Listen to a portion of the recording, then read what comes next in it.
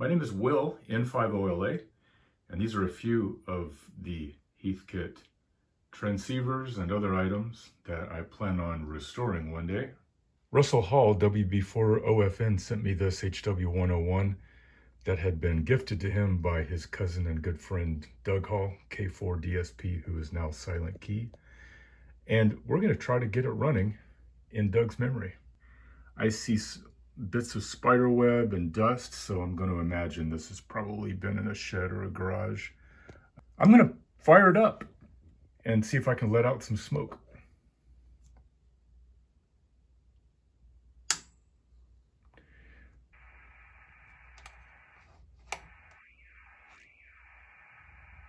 Okay, I'm getting something through the speaker. That's a good sign.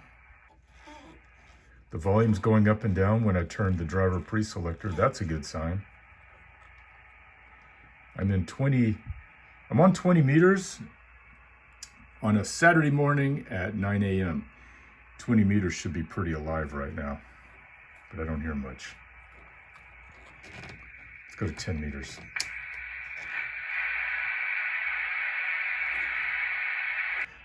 I can tell right away that it badly needs an alignment. Driver pre-selector should be peaking right over here, and instead it's peaking over here. So anyway, we'll work it out. Now we look under the hood and we see that it's very dirty, as they usually are. Kind of expected this. This is one of the later HW-101s. Those resistors are carbon film resistors. The old resistors were carbon comp, and carbon comp resistors don't hold up well through the ages. They tend to run high in value, especially when they've been subjected to a lot of heat. So when I test these resistors, I'm relatively sure that they're going to be mostly okay. Just noticed this broken board. This probably happened during the construction of the kit. Doesn't hurt anything. See that rust?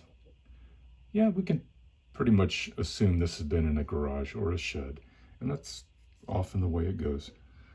When I first open up an HW-101, I like to go through and reseat the tubes, because sometimes magical things happen when I do that. Like, did you hear that?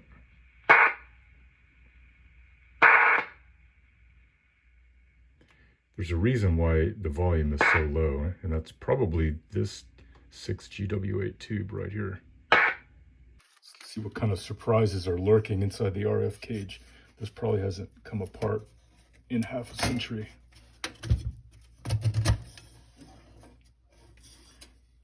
Well, what do we got? Just dust.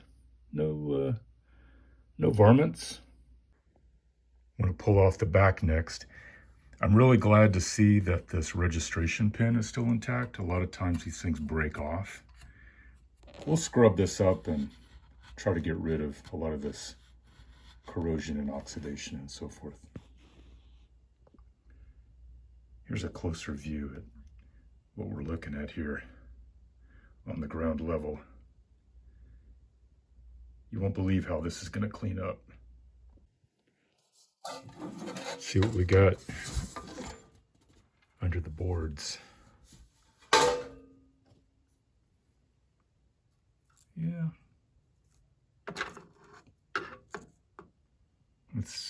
Do not have a CW filter. That's unfortunate.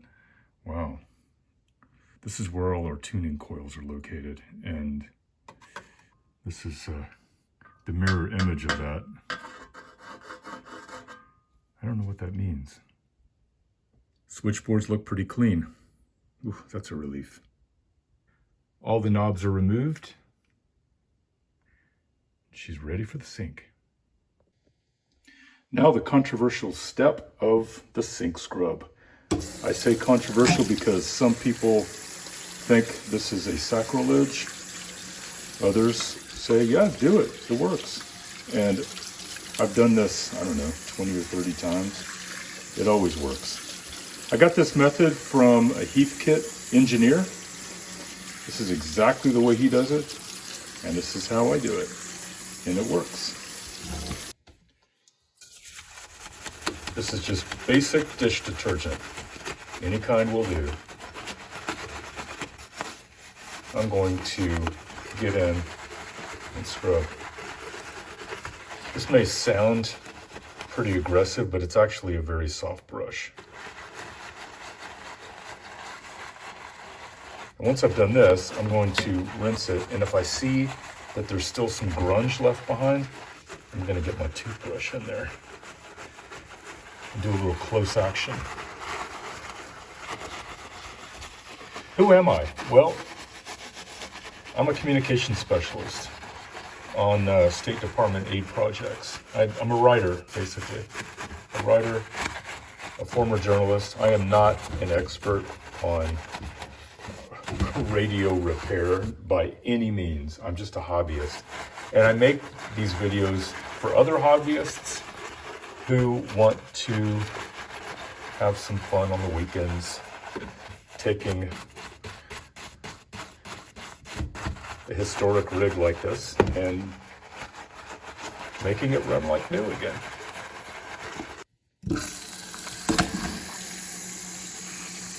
Just look at the transformation.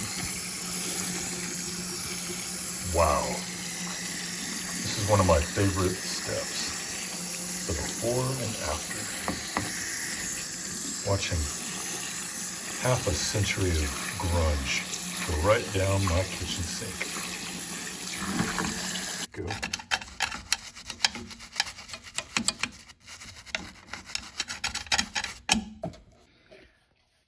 So after rinsing, I see that there's still quite a bit of grunge here on the audio board, as there usually is, because of the amount of heat on the board that kind of bakes in the dirt and debris, the nicotine, whatever. Let's say goodbye to those spider webs. Adios.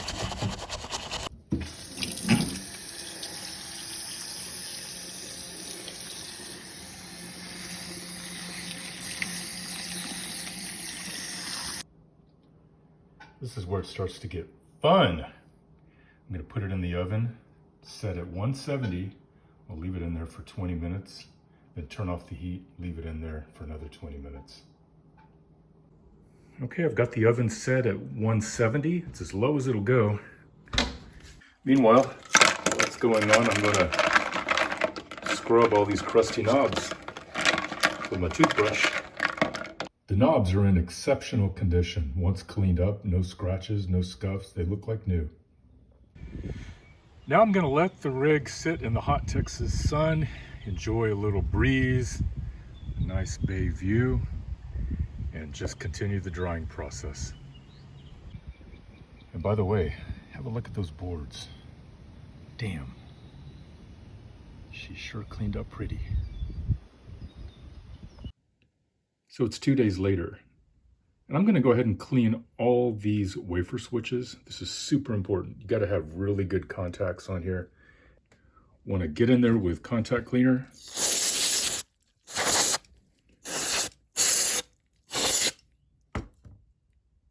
And run them to the full extent of their range. Wherever there's a contact, we want to clean it.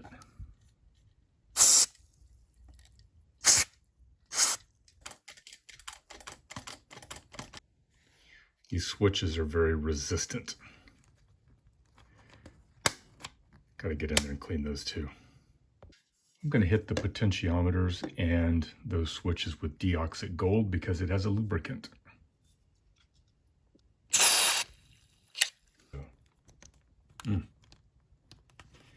Wow. There we go.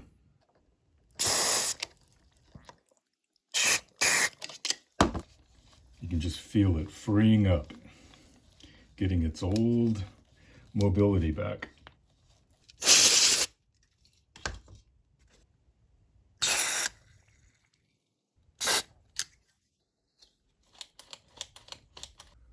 So next I'm going to check the value of every single resistor. Anything that's more than 15% above tolerance, I'm going to pull it and replace it. If it's low, that's okay, because the circuit will sometimes pull these things below their value. But if it's high, I'm going to pull it. For those of you who are like me and don't have the resistor color codes memorized very well, although I'm getting there, I use these cheat sheets. I'm going to have a link on my YouTube channel. What I did was I isolated just the resistor values from the manual, so you can quickly go through and check them one by one. Overall, only 2 resistors were out of tolerance. They were both 25%, so I'm going to replace them. Unfortunately, one of them is on the RF driver board. The traces are really hard to get to because you've got switchboards on the other side, so I'm going to try to install it from the top. Not easy. Also, pay attention to discolorations like that one. The one that's kind of in the center left, that's showing some heat stress. I'm going to replace that one. With a little care, we're going to nip off this resistor right at the ends of the leads. And there it is. Not all that pretty, but electrically sound. Also, this one right here, the orange band is fading. I'm going to take it out and replace it. How do you pull a resistor? With dental picks, of course. I get my dental pick in on that side, flip it around on my Lazy Susan, find the corresponding trace using the X-ray view in the manual, apply heat, and pull.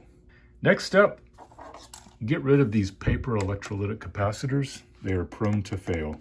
They probably test okay, but who knows in 10 years if they're going to test fine. I want to get them out of there. I don't want them... I don't want to create any uncertainty for the future, you know? Let's just, if we can replace it, let's replace it. I'm also going to get rid of this electrolytic and this one. I'm going to leave the gumdrop capacitors only because they are probably going to test just fine and they have pretty good longevity. Some people replace them, I don't. I'm going to replace these 4 blue diodes. 1, 2, can you see it? 3 and 4. 1, 2, 3, 4. This is the balanced modulator.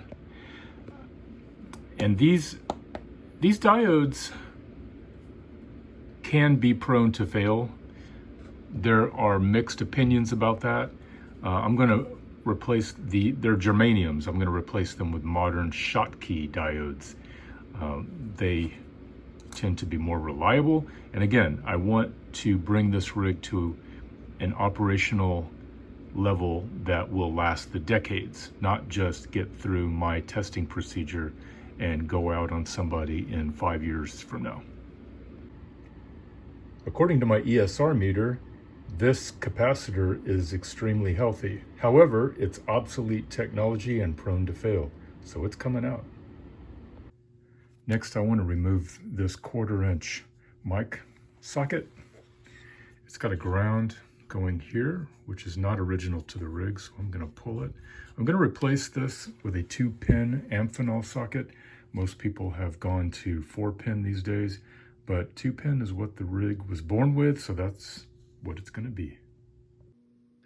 Next step, test all the tubes. I've already wiped them down just on the top. That's where the dust is. You don't want to wipe the sides because this white lettering will come right off and then you don't know what kind of tubes you got. So yeah, I'm gonna run them through the tube checker. There's what she looks like with all the tubes back in place, nice and clean. I just installed these 2 belts. At this point, I want to find out if this thing fires up or not. I don't even have the knobs on yet. I'm too impatient. Let's see. Okay, S-meter peaks, that's good. Now we want it to come back down. Make sure the RF gain is full clockwise. There we go. It's back down. Volume is up full. Make sure all the tubes are seated. Remember this one? Yeah, we've still got a problem there. Ah, going to need to come in there and look at that one. But anyway, got some volume now. Got volume, but I don't have any RF coming in. Let's try a different band. All right. Check the tubes again, make sure they're all seated. That's weird.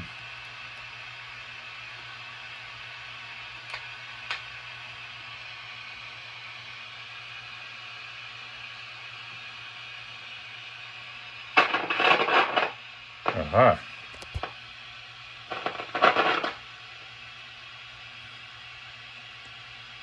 Also make sure they're warm.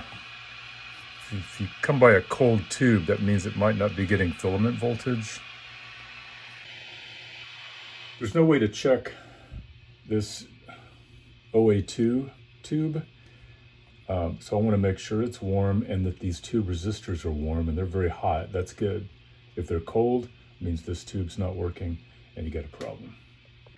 No matter how many times you restore one of these rigs, you end up doing a dumb... Oh, what's that?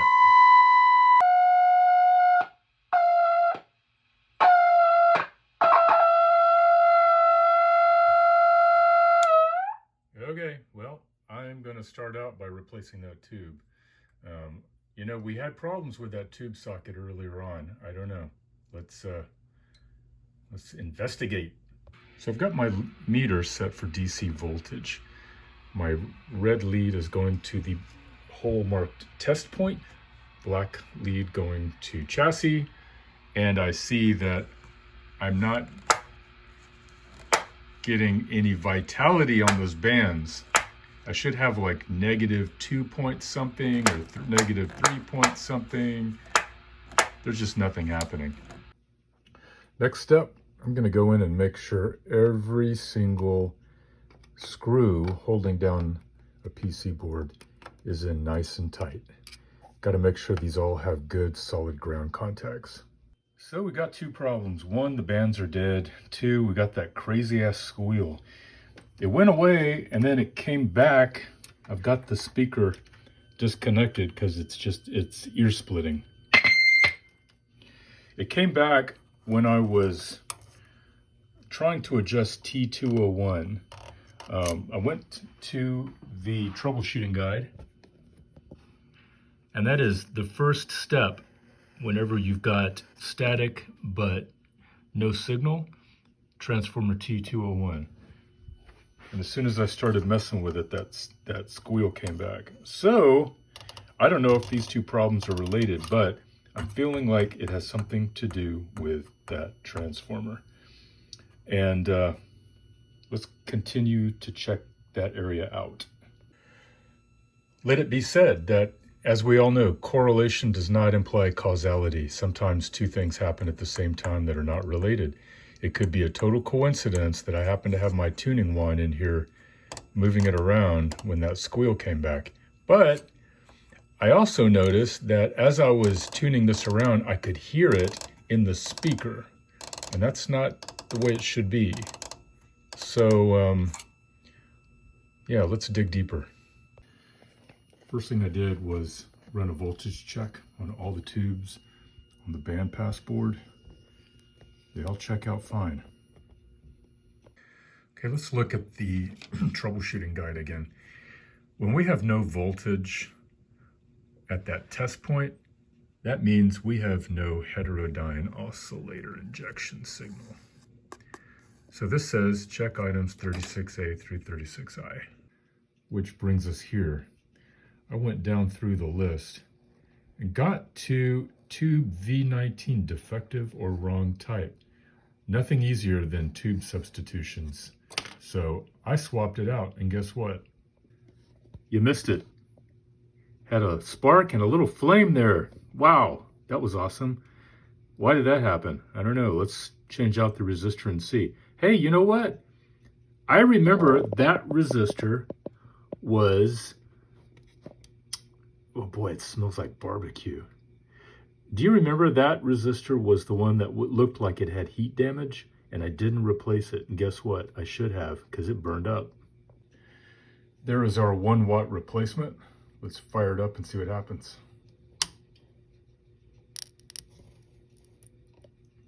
Nope. We have an issue. So here's the funny thing about troubleshooting. You fix one problem and then discover another one. We figured out that tube V19, which is right there, was bad. And by replacing it, I now have a nice loud signal. That's great. We have voltage on all bands. But when that resistor exploded, that happened when I adjusted the mode switch. And by the way, I should probably put the knobs back on, but I'm just not quite there yet. I want to make sure I don't have other problems to deal with. So when I put the mode switch in upper sideband, that's when the problem starts. Watch. And smoke. Boom. So there's something else for us to have to figure out. So let's check out that offending resistor. That resistor comes in on the modulator board here, and then it connects to the high voltage where the red wires go in. Now this happened when I flipped over to upper sideband on the mode switch.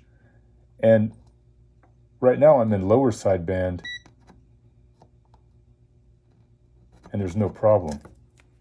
But now I'm going to switch over to upper sideband on the mode switch and watch what happens.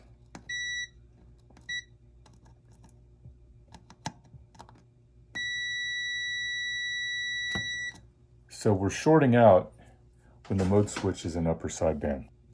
You see on the pad where all these different components are coming in? One of them is this white, orange, orange wire. White, orange, orange comes to the mode switch here. In this position, we're in the mode switch is in tune. One click is LSB, USB, CW.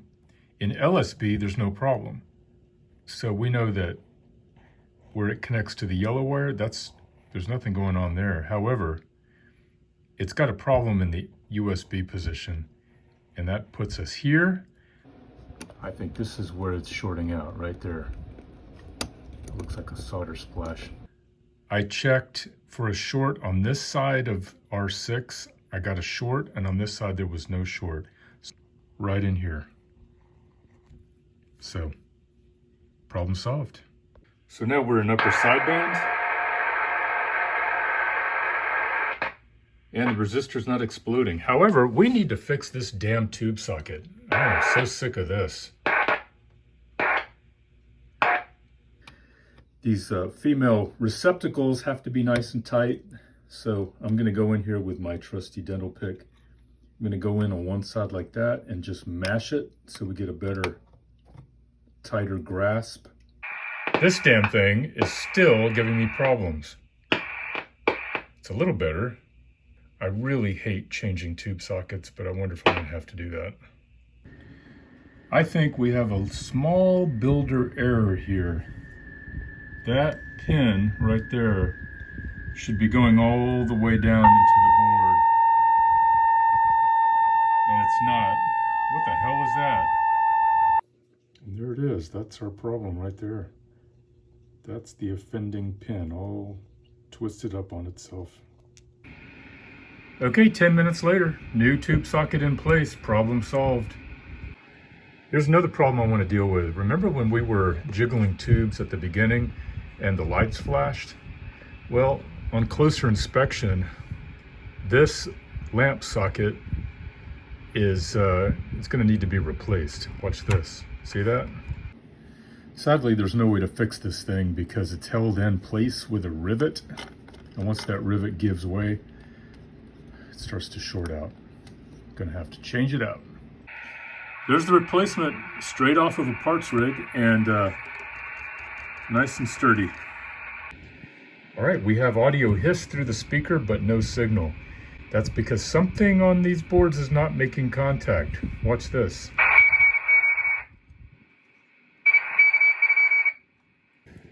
Well, guess what? It had nothing at all to do with the bandpass board.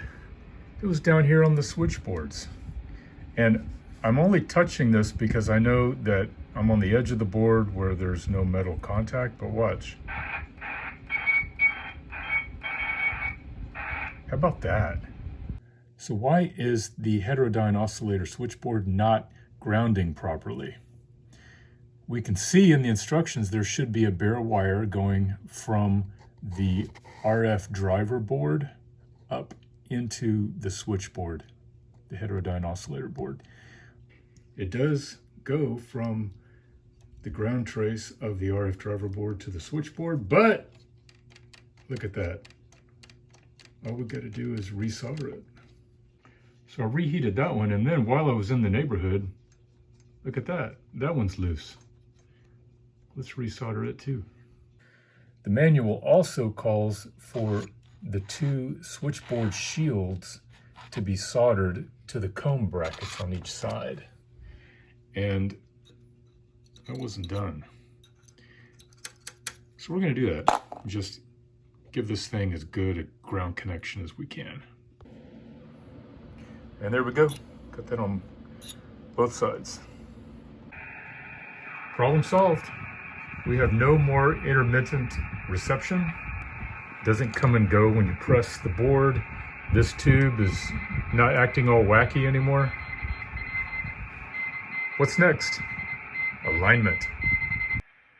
The various alignment steps are in the manual. I'm not going to go through all of them, but I do want to highlight one section, and that is the neutralization of the finals. This is how the manual says to go about doing that, and it's especially geared for people with minimal diagnostic equipment. I'm going to show how to do this the alternate way. I will post a link to this. You remove the screen voltage resistor, which is under the finals, and then you remove the high voltage, the thick red wire that goes at the base of the RF choke. Once all that's been removed, you go through these steps. This is an RF probe, and it's going into this old-fashioned Heathkit solid-state voltmeter. When I put it in tune, see how there's just a little bit of RF slipping through. We're going to adjust the neutralizing screw until that goes away. That's the neutralizing screw. Trying to get that as close to zero as possible. Here's another use for an RF probe. The manual gives you instructions on how to do the nulling of the carrier. A better way, though, is to use an RF probe. I'm attaching it directly to the antenna input. I did another modification. This 200 ohm potentiometer for nulling the carrier is notoriously bad about failing late in life. And after half a century, I would say it's getting pretty late in life. So I replaced it with this 20 turn potentiometer. I decided to leave the old one just because otherwise there's a big ugly hole. It's really hard to do this with one hand. I've got the microphone PTT right there, and I'm turning the potentiometer to remove. Okay, that's as low as it's going to go. And now, to get it all the way down, I'm going to turn this air gap capacitor. This is all in the instructions, but there we go. Well, coming into the final stretch, I've got full output on all bands. It's fully tuned and aligned, and I'm not liking the tuning. I need to open up that VFO and see what's going on inside. Clean it up, maybe add a grounding strap. Because if I don't do it, who's going to do it? And it needs to be done eventually. So let's just do it. Removing the VFO is a little bit of a job. You gotta desolder these 3 wires, unplug that, unscrew the lamp. There's 2 set screws in here that have to be removed. Got to take off the knob and the vernier drive under it. In the back, you've got 4 screws. 1, 2, 3, 4. These 2 are easy. These 2 are a pain. To do it, you have to have one of these to get in there. And then to get the screw back on, the nut back on, you're going to have the Heathkit nut driver. It's really important. It's the only way you're going to be able to get that thing in there. And you got to push these wires out of the way, and man, don't pull a VFO unless you really have to. I guess I don't really have to in this case, but I don't know. I don't want to leave this thing unfinished. I want to do everything that can be done, and it bothers me. This is also a good time to replace the dial if it needs it. I'm not going to replace this one because it's in good shape. But I've seen them where they're so yellow where light will barely go through them. This one's a bit yellow, but it's not bad. I removed 2 zip ties so I can get this wire bundle out from under there so I can get a little closer to these nuts. Gosh, man, it's really a pain. I've actually seen these where these 2 nuts had been removed and they couldn't get them back in, so they just said screw it, and they just didn't put the nuts back in. I don't blame them. All right, there's the 4th one.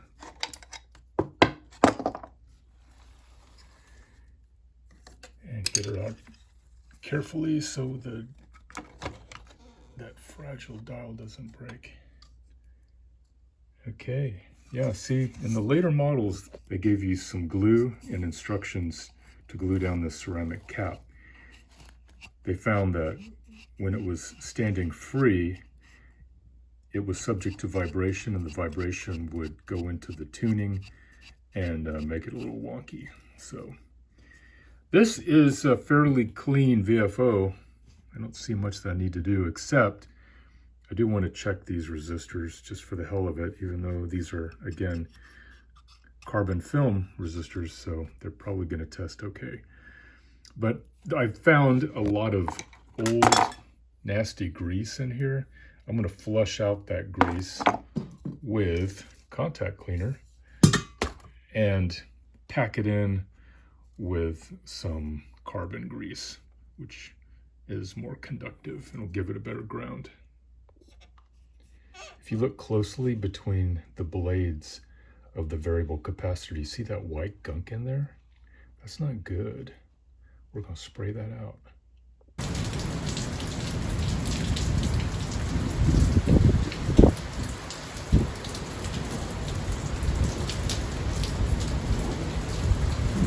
Okay, VFO's back in place. Tuning is a lot smoother.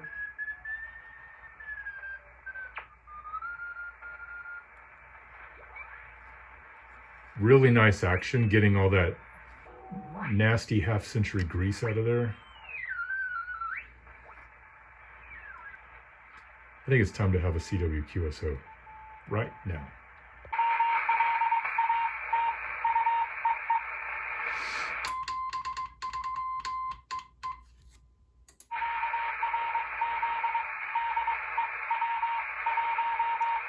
Quick little QSO with W1AW. So here's something fun and interesting. Watch the S meter and how the voltage, and I'm measuring heterodyne oscillator voltage, how it cycles from about 9.8 to 12 point something and then back again. Back and forth, back and forth. The hell is that? Okay, tube V19 is the heterodyne oscillator tube. Right away I suspected that was the problem. And sure enough, I replaced V19. And that's what the voltage should have been. Before, remember how it was swinging from -12 to -10? It shouldn't have been that high. So right away I knew something was wrong. Swapping out V19 did it. This is the point in the video where I run it through each band and show transmit performance. 80 meters, and we've got about 120 watts. Okay, 40 meters. I've got a little SWR on this band, but we're close to 100, just about full output. Probably would be higher if my antenna was better tuned. 20 meters.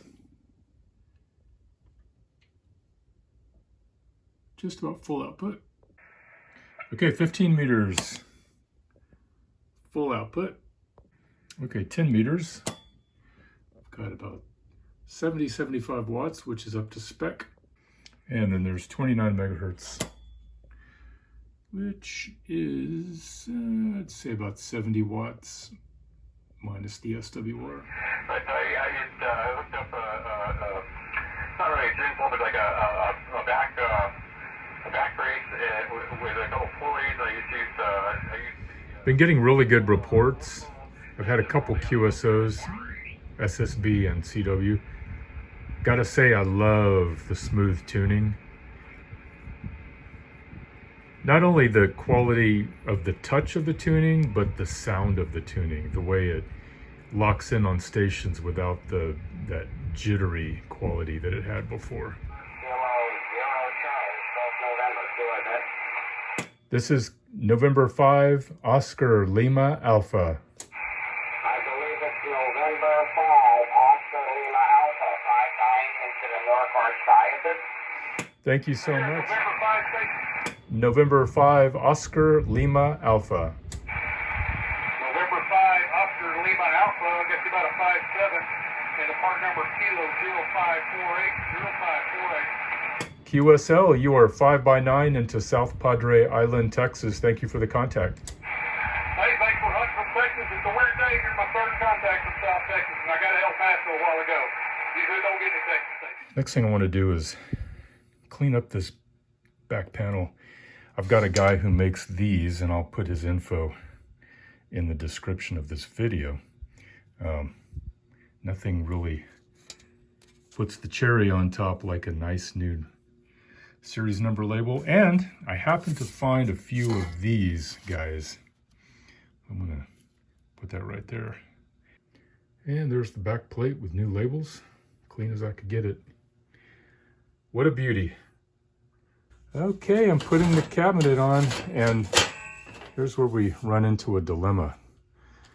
What do we do with the scratches? Well, I almost never repaint these things because you just can't get better than factory paint. And touch-up paint is kind of hit or miss. I will use some touch-up paint on some of these kind of violent scratches up here, but all in all, this is a really good cabinet. It does have some scuffs and scratches. They all do, pretty much. It's got to be in really bad shape if I'm going to paint it. I don't like doing that because when you paint it, you lose the silk screening here. I was just about ready to send this rig out into the world, had the cabinet all put together. I was listening to stations, and I noticed that the S meter was not showing more than about an S6 or S9, even on the loudest stations. I'm at 14077, which is a digital frequency. This is where I go if I want to see how responsive my S meter is. And as you can see, I'm not getting more than an S6.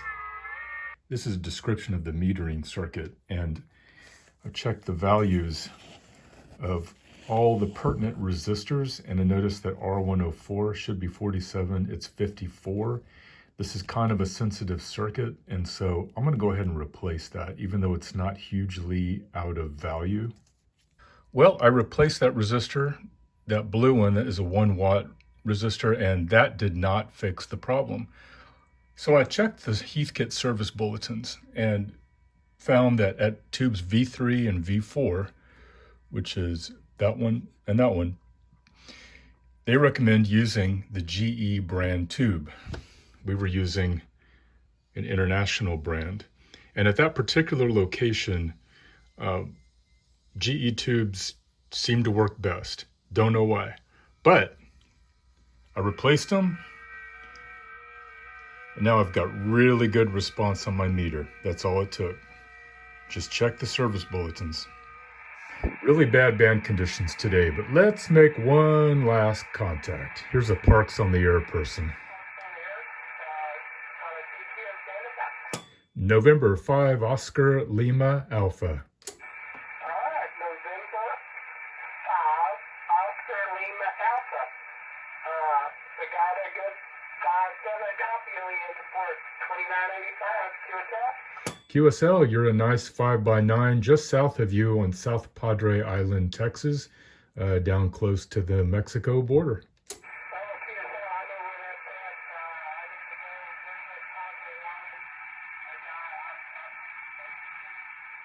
QSL, band conditions are fading out down here, so I'll say 73, and thank you for the contact.